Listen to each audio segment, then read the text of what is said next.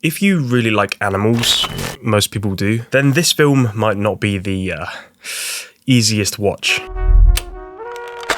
I'll admit, I have this really weird fascination with old films, especially animated films, because they put you in this, like, really unique headspace. They're a product of their time, you know? And I say unique because it can range from a nice nostalgic feeling to feeling confused and just really creeped out. So I had that very feeling when I watched a film called Watership Down. I wish I could say that's as far as the rabbit hole went, but no. The author of that book, Richard Adams, also went on to make another book called Plague Dogs, which also got turned into a film in 1982.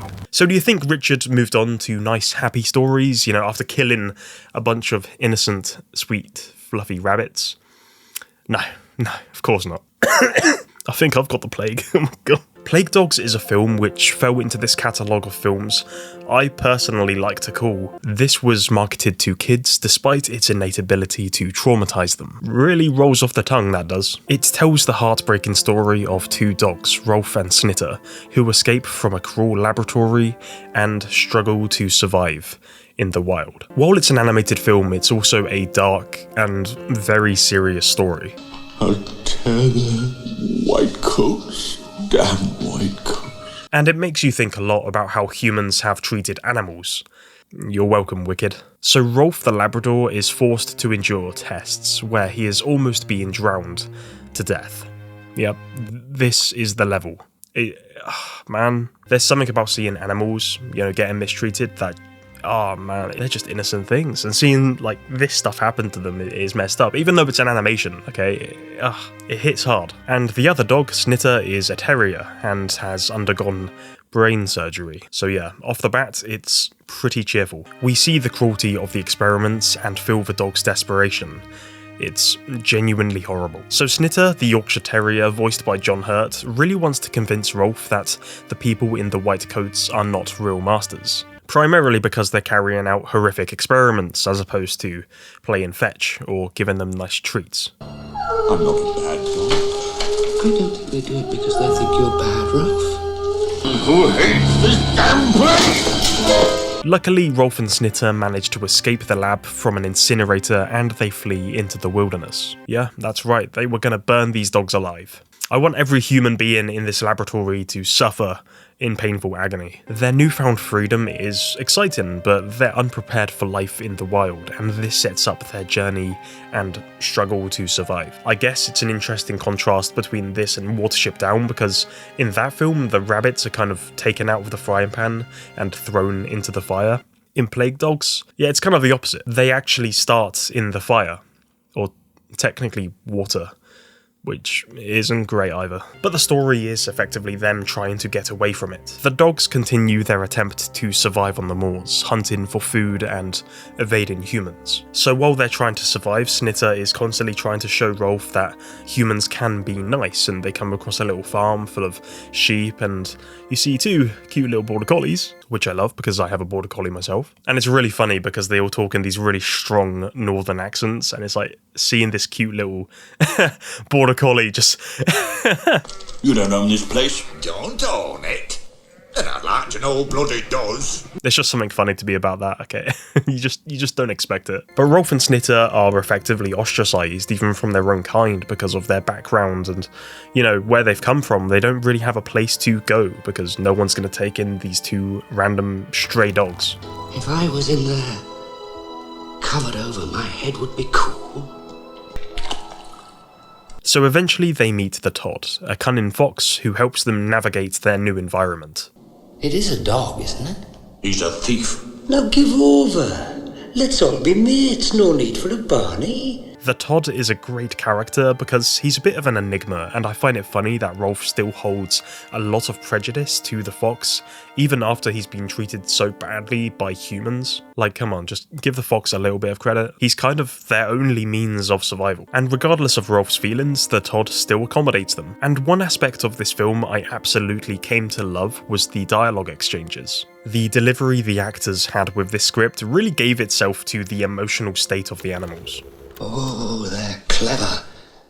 Everywhere we go, they can see where we've been. I think it's because of how the audio of these older films are mixed, but the voices of all of the characters, especially the animals in this film, sound like kind of eerie. It's similar to how a character like Bambi sounds. And the film's director, Martin Rosen, aimed to make the animals' voices carry a sense of emotional depth and experience, which really gave them this haunting, unsettling vibe, and that is the experience I got when I first watched this, so it was interesting to see that it was intentional. And it makes sense because tonally the film is just so sad, so there's no really other way to feel. I told you think you know everything about men. They were trying to help me. So as the dogs begin to kill livestock to survive, the humans begin to notice. A contributing factor might also be the moment Snitter literally kills a guy with his own gun. Come on, up we go. You know what? Fair play, Snitter. Fair play. Snitter basically killed the one person who might have been, like, somewhat nice to the dogs. I shouldn't laugh, but what a way to go. Visually, the animation is stunning, but macabre. The moors of the Lake District were hand-painted with all their endless grey skies and harsh landscapes on display. The whole film just feels cold and unwelcoming, just like the world the dogs are trying to survive in. Wait, whoa. Hold it down right there. Did you see that? Let me rewind it. Yo, this pub serves Guinness. Split the G. Whoa.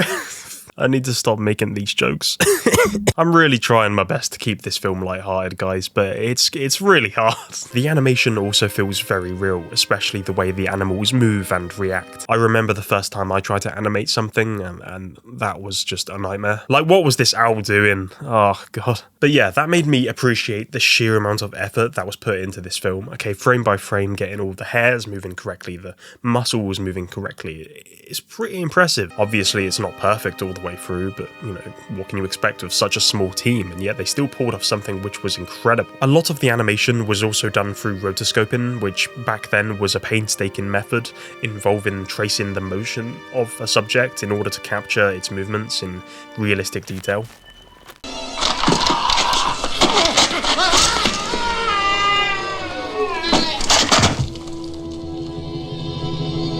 When the lab realises the dogs are missing, rumours spread that they might be carrying the plague, and fear grows among the humans, and the military actually get involved, just to hunt down these two dogs. Okay, there's a lot of effort put into this. And this turns the hunt into a deadly pursuit, and in the meantime, Ralph and Snitter are just getting way more desperate. The place is crawling with me. I've never seen anything like it. They need to get away from this place, okay? They need to escape the UK, go to somewhere nice and sunny. The dogs are really convinced that the Todd is also going to survive the hunters because he's so cunning and sly. Ooh, oh no. Ah, man. So the Todd is of course killed by hunters, and Rolf and Snitter jump onto a train in order to escape. At this point again the dogs are completely alone, and this marks a shift in the story because, yeah, they realise survival might actually be possible. Despite everything they went through and the fox that laid down their life on the dog's behalf. The Todd didn't deserve this, man. He was living the good life in the cave. So the military closes in on Rolf and Snitter, and they are cornered near the sea. And in a desperate attempt to survive, they decide to swim towards the horizon, hoping for safety on an island they imagine exists.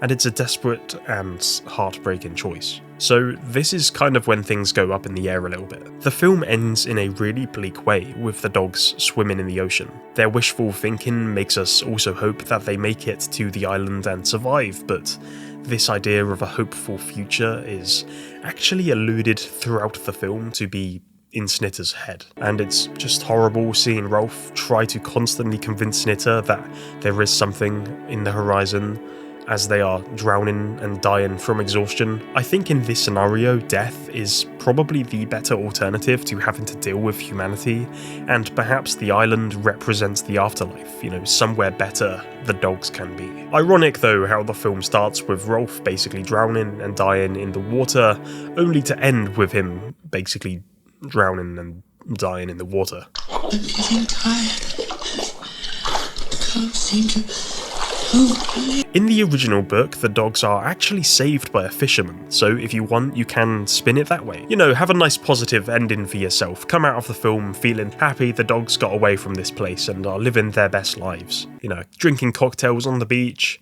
just chilling, playing a little bit of volleyball. But what actually happened was Richard Adams had already sent a manuscript for the film to the director, Martin. And this was before the distributors, Embassy Pictures, could have any control over having a nice, hopeful ending, despite what happens in the book. So basically, Richard Adams just wanted you to feel miserable from the beginning all the way until the very end. So you can just really dig that nail in, just make you really sad. But it is up to you to decide on whether these dogs survived or not. And if you want them to survive, good. That's done for you. You know, the narrative has ended in a nice way. But unfortunately, I don't think that was the case. It's not a feel-good animal story where everything works out. Instead, it shows how hard life can be for animals like Rolf and Snitter as they fight to survive. And they were lucky because at least they escaped. Their journey is full of loss and danger, and the way humans treat them is obviously terrible. Even though it's a really hard watch, the story makes you think about big issues like animal rights and survival. And that's just it, you know, at its heart, Plague Dogs is about freedom and survival. The dogs want to be free, but the world just makes that dream impossible. The movie also shows how cruel humans can be, not just to animals, but to anything they don't understand. Snitter's flashbacks remind us of how loss and trauma shape who we are, and the film as a whole asks us to think about the costs of our actions on others. So when it comes to comparing this to Watership Down, obviously both films are about animals and their fight for survival, alongside human cruelty. But to me, The Plague Dogs feels even darker than Watership Down, primarily because in Watership Down there's at least, you know, a good few moments of hopefulness, and they're in a nice community of rabbits where they can, you know, look after each other. In this film, it is just Rolf and Snitter, and I guess the Todd who dies. It just feels darker, more mundane, and it feels like there's no hope. Like it doesn't offer up any comfort whatsoever. Like I've had funner times watching The Grave of the Fireflies, okay, and that's miserable. The Plague Dogs is a powerful and emotional film, and it shows how animation can tell deep, meaningful stories for adults. And that's something that needs to be drilled in, okay? Animation is not just for kids. And if any kids did watch this film, they're gonna grow up real fast. It's beautiful but sad visuals, heartbreaking story, and thought-provoking themes make it a film you won't forget. It's not an easy watch, it's not an easy read, but it's worth it for anyone who wants a story that's both emotional and very relevant to current issues regarding animal abuse. And on that cheerful note, thank you for watching, feel free to subscribe and check out my other videos. Take care.